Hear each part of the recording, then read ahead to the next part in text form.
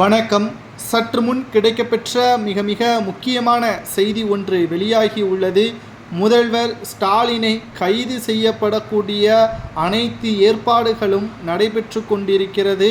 அவர் மீது பதிவு செய்யப்பட்ட வழக்குகள் அனைத்திற்கும் நிச்சயம் மிக பெரிய அளவில் தண்டனை கிடைப்பதற்கான அதிகாரங்களும் அவர் மீது சுமர்த்தப்படக்கூடிய வகையில் வழக்கும் நடைபெற்று கொண்டிருக்கிறது.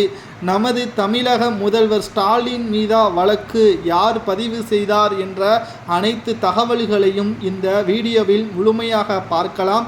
ஒருவேளை குற்றங்கள் உறுதி செய்யப்பட்டால் அவருக்கு எத்தனை ஆண்டுகள் சிறை தண்டனை வழங்கலாம் என்பதை வீடியோ கடைசியில் பாருங்கள். அதாவது ADR எனப்படும் ஜனநாயக சீர்திருத்தங்களுக்கான அமைப்பு மற்றும் NEW எனப்படும் தேசிய தேர்தல் கண்காணிப்பாகம் இணைந்து இந்தியாவில் மொத்தம் உள்ள 31 மாநிலங்களில் ஆய்வு செய்து பணக்கார முதல்வர்கள் பட்டியலை நேற்று வெளியிட்டது.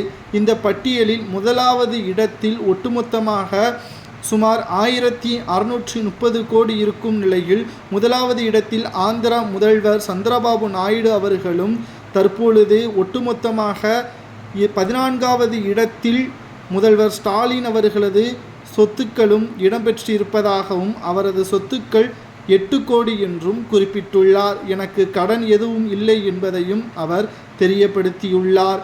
இந்த நிலையில்தான் தற்பொழுது முதல்வர் ஸ்டாலின் அவர்கள் கிரிமினல் வழக்கில் 2வது இடத்திலும் அவரது பெயர் இடம்பெற்றுள்ளது. அதன்படி மொத்தம் 47 கிரிமினல் வழக்குகளும் 12 வழக்குகள் இந்திய தண்டனை சட்டத்தின் கீழ் தண்டனை வழங்கக்கூடிய குற்றங்களும் தெரிவிக்கப்பட்டுள்ளது. இந்த வழக்கின் விசாரணை நீதிமன்றத்தில் நடந்து கொண்டிருக்கக்கூடிய நிலையில் வாய்தா பெற்றே தப்பித்து கொண்டிருக்கிறார் என்றும் இந்த தண்டனையின் இறுதி தீர்ப்பு வந்தால் நிச்சயம் 15 வருடங்கள் சிறை தண்டனையும் ஸ்டாலினுக்கு கொடுக்கப்படும் என்ற தகவலும் வெளியாகியுள்ளது. தற்பொழுது எனக்கு சொத்துக்கள் 8 கோடிதான் என்று கூறியிருக்கிறார். அதைவிட கிரிமினல் வழக்கு ஒட்டுமொத்தமாக ஸ்டாலின் அவர்கள் இந்தியாவிலேயே 2வது முதல்வர் பட்டியலில் குற்றவாளி முதல்வர் என்பது இவரது பெயர்தான் 2வது இடத்தில் இருப்பதும் குறிப்பிடத்தக்கது. தமிழகத்தில் மட்டும்தான் திமுகவின் நிர்வாகிகள் கொள்ளை சம்பவங்கள் செய்தார்கள் என்ற தகவலை நாம் பார்த்திருப்போம்.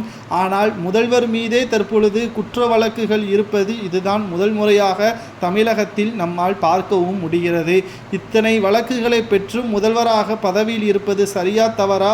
முதல்வரே குற்றவாளி என்றால் தொண்டர்களும் நிர்வாகிகளும் எப்படி இருப்பார்கள் என்ற கேள்வியை எடப்பாடி கூறியுள்ளதை பற்றி கமெண்ட் வாயிலாக கூறுங்கள்.